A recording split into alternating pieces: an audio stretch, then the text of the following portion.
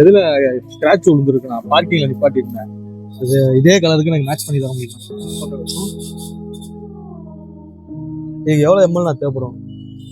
பேலண்ட் ஃபுல்லா தான் அடிக்கணும். 150 ml ஆகும். சேம் இதே ரிசல்ட் இருக்குமா? சேம் இதே கலர்.